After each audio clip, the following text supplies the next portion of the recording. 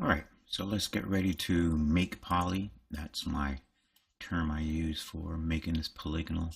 Instead of saying, let's make this polygonal, let's make poly. Alright, I like where it went to, just looking at it again. Alright, so I'm going to go do some testing. I'm going to go out at 20 to generate the high poly. Then the chunk's going to appear. We're going to, the chunks are going to appear. Then we're going to clean up the chunks.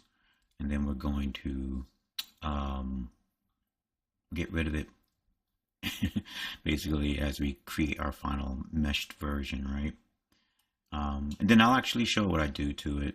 Let's say if I want to send it over to Modo or something. Just my one little thing I do before I export out any OBJ or anything like that. After it's gone through like this type of decimation process. All right, so right now this is I call this one the shell, I think it is. This is the unopened object. I'm not going to give away what it is yet until the animation's done and everything, but I'm pretty stoked. I like it a lot. Okay, so let's go ahead and just click generate. So the make poly or the generate high poly, that's been completed. Okay, so here we have our dense mesh. Here we have all our chunks all listed. So let's just clean up chunks real quick. All right. So it's made chunks. Just going to pull it out real quick. Okay, so here's our mesh. Let me just save what I got.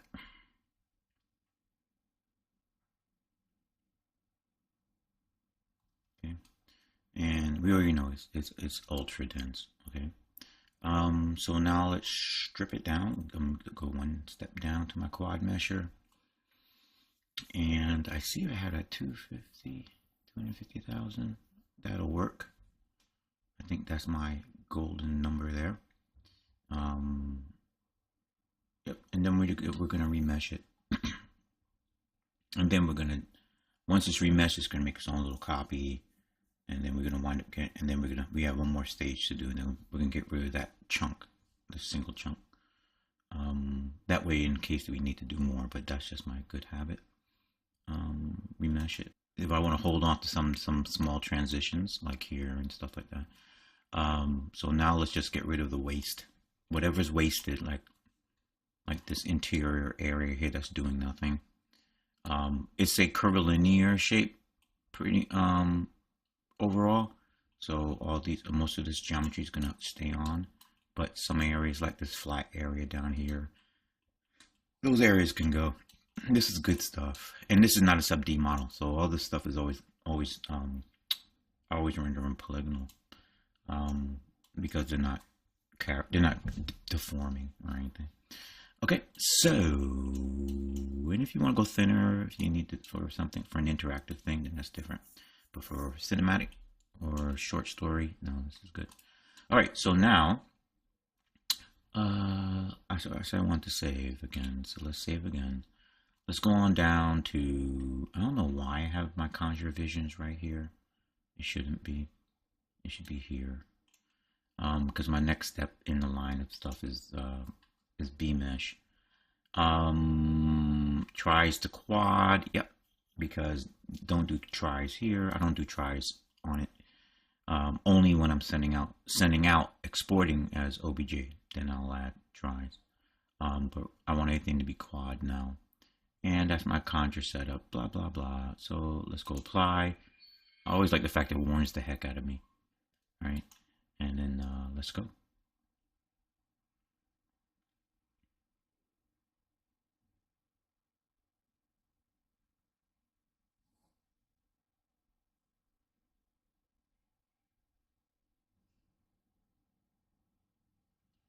And voila. And just like that, here we have our fully optimized version of the model. All right, you can see, I'm glad I left it in this mode here. Sorry for the background geometry stuff. So you can see exactly what was taken out and what was left in and what's needed, right, for all these subtle curves and stuff like that, right? So this is very good. Now what is this thing at? I don't even know what the poly count is. And you can see where we have our little pockets, and you can see where we moved nice stuff there. So this is my process, and it works solid. It works really, really, really good. Okay, let's come out of that. Let's go back into here.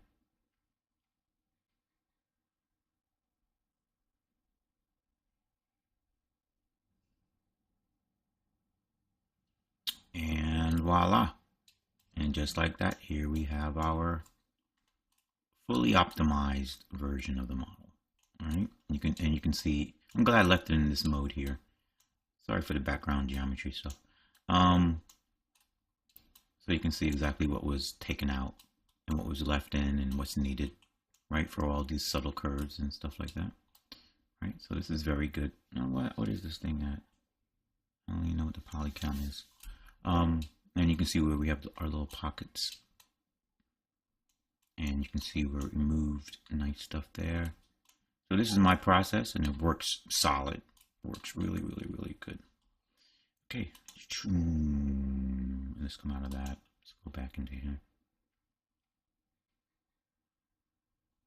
All right. Okay. So, and always, whenever something's darkened, and that's not a conjure mesh. So that's pretty much it.